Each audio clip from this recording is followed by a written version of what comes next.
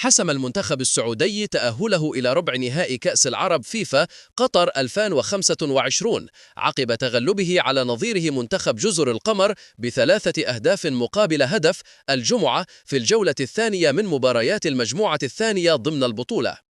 وواصل الأخضر السعودي بذلك انطلاقته القوية في البطولة، إذ كان قد حقق الفوز على منتخب عمان بهدفين مقابل هدف في الجولة الأولى، فأصبح بذلك أول منتخب يصعد إلى ربع نهائي النسخة الحالية من كأس العرب.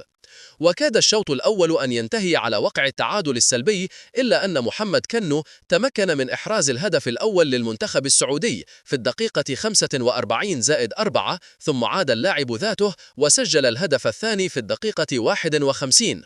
وفي الدقيقة 63 تمكن لاعب جزر القمر إبراهيم يوسف جودة من تضييق الفارق بتسجيله هدف بلاده الوحيد. وسريعة ما تمكن نجم الأخضر السعودي وأفضل لاعب في آسيا سالم الدوسري من تسجيل الهدف الثالث في الدقيقة 77، حاسما انتصار السعودية وتأهلها إلى الدور ربع النهائي من البطولة، فيما ودع بذلك منتخب جزر القمر المنافسات.